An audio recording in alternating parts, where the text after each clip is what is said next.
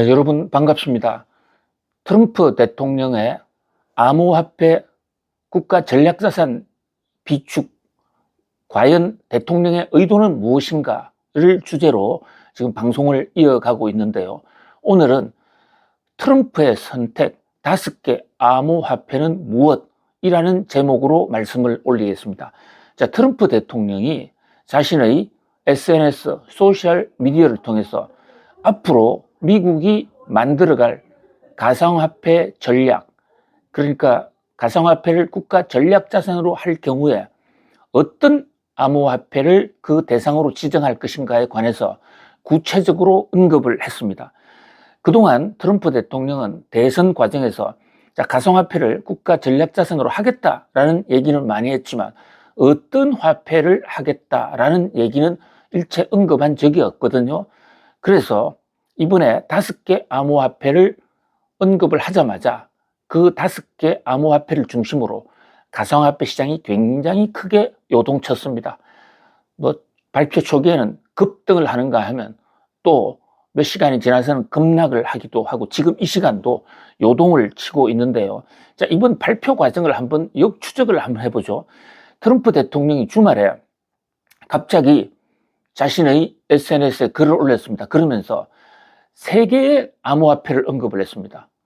자, 첫째가 리플, 두 번째가 솔라나, 세 번째가 카르다노, 요 세 화폐를 국가 전략자산에 포함시키겠다라고 글을 올린 겁니다. 자, 이렇게 되니까 시장 반응은 크게 2가지로 나누어졌습니다. 첫째, 우선 솔라나 또 리플, 카르다노를 보유하고 있는 투자자들은 아주 회제를 불렀죠.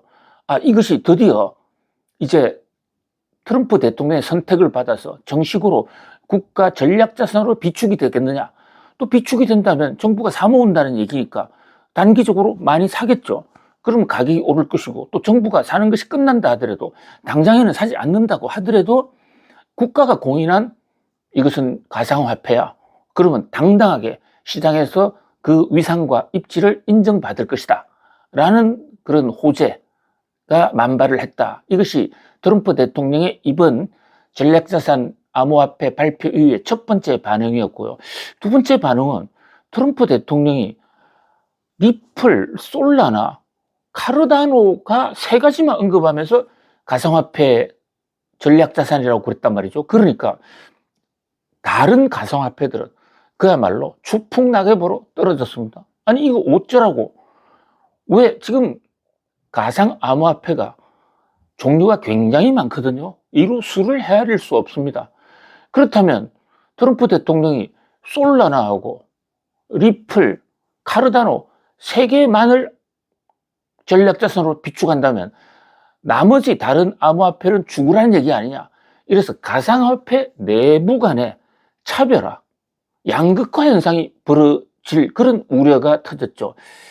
특히 충격을 받은 것은 비트코인입니다. 왜냐하면 여러분 잘 알다시피 암호화폐의 원조가 비트코인이고 비트코인이 탈중앙화, 객관성 보장이 가장 잘 되어 있습니다.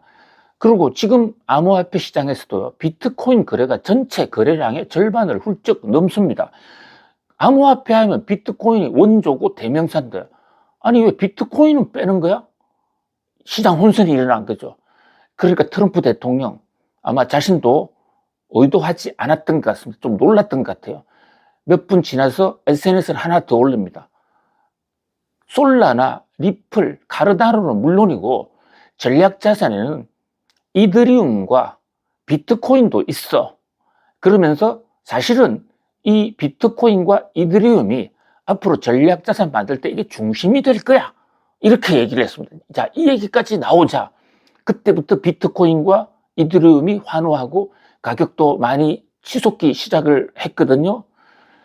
자, 그런데 가상화폐 관계자들의 이제 그 열정, 뜨거운 광란의 매집 열풍은 오래 가지는 않았습니다. 몇 시간이 지나서 가상화폐가 다시 떨어지기 시작했어요. 자, 그때 하락한 요인으로는 트럼프 대통령이 언제 또 말을 바꿀지도 모르고 가장 핵심 앙코라고 할 수가 있는 무슨 돈으로 국가 전략자산을 비축할 거야? 돈이 있어야 되잖아요. 트럼프 대통령이 개인으로 살 것도 아니고 지금 국가 예산에 그 암호화폐를 국가 전략자산으로 살 수 있는 예산이 하나도 편성되어 있는 바가 없습니다. 그러니까 이거 혹시 공연불 아니야? 구두탄 아니야?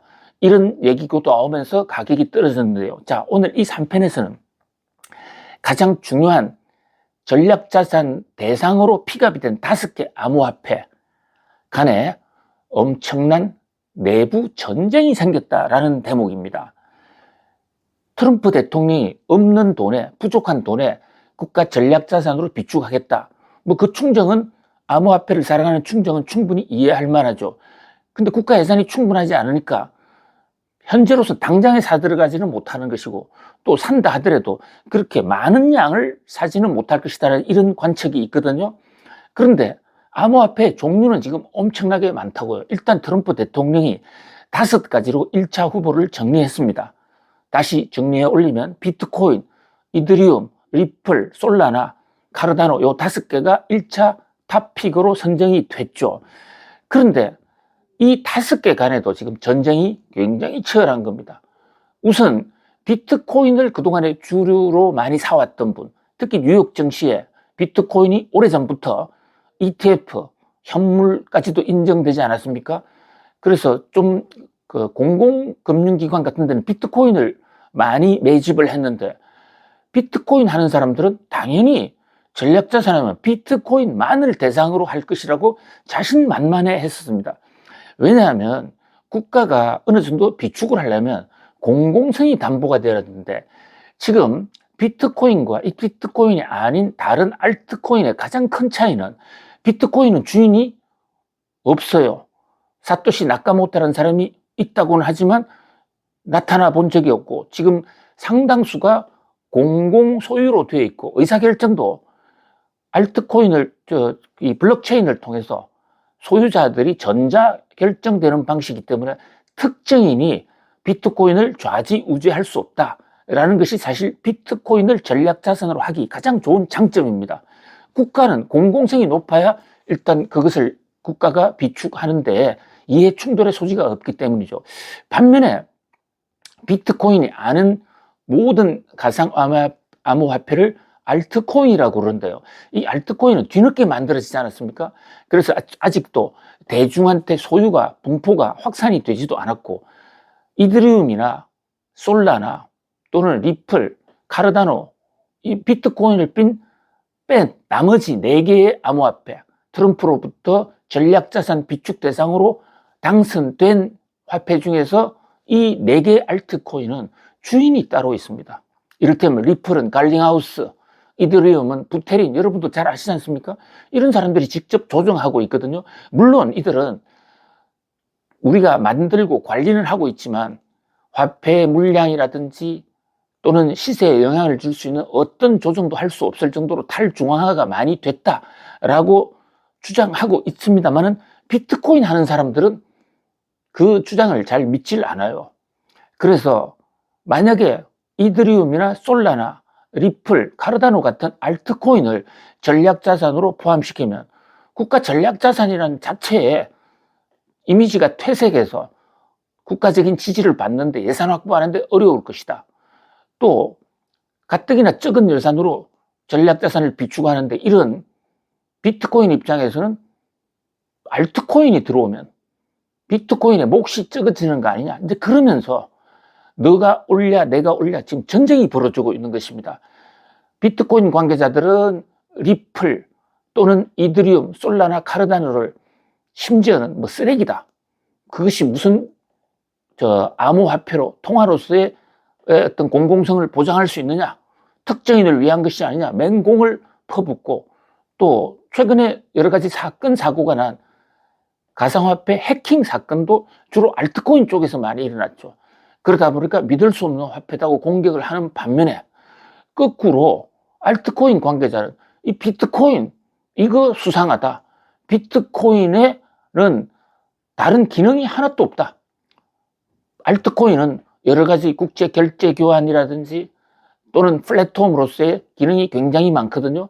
그런 면에서 비트코인은 원시 시대에 구석기 시대의 유물에 불과하다. 진정한 암호화폐는 알트코인 선두주자들이다. 이렇게 싸움을 벌이고 있거든요. 자, 그런 각도에서 앞으로 트럼프의 전략자산 구상이 이제 착착 진행이 될 겁니다. 당장에 시행되는 건 아니고 적어도 1년간의 준비 기간을 거칠 텐데요. 그 준비 기간 동안에 암호화폐 관계자들끼리 상호 간에 엄청난 전쟁이 일어날 것이다. 그동안에는 비트코인이 떠야 알트코인이 잘 되고 알트코인이 떠야 비트코인이 상승한다. 이래서 서로 공동 운명체로서 도와가는 분위기였습니다. 그런데 어쨌든 몇 개만 하나 또는 5개만 픽업을 받을 수밖에 없다는 구조적 현실 속에서 내전이 일어나고 있는 것이죠. 특히 그 수천 개, 수만 개의 알트코인 가운데 전략자산으로 포함되지 않은 한번 암호화폐를 생각해 보십시오. 이들은 트럼프가 5개만 암호화폐로 쳤냐? 그러면 5개 빼고 우리는 죽으란 말인가? 이렇게 아우성을 치고 트럼프 행정부를 향해서 앞으로 엄청나게 로비를 할 가능성이 있다. 그런 면에서 트럼프의 전략자산 구상은 끝이 아니라 이제부터 시작이다. 특히 가상화폐, 암호화폐 내부에 벌어지는 이 생존을 향한 처절한 싸움, 거기에 따라서 앞으로 가상화폐 판도가 바뀔 수 있다. 그런 점에서 이 암호화폐 전쟁을 좀 주목할 필요가 있습니다. 자, 오늘은 트럼프의 전략자산, 암호화폐 전략자산 구상 제3편 트럼프의 픽업 5개 암호화폐 내전에 관해서 말씀 올렸습니다. 다음 편에 또 이어가겠습니다. 여러분 감사합니다.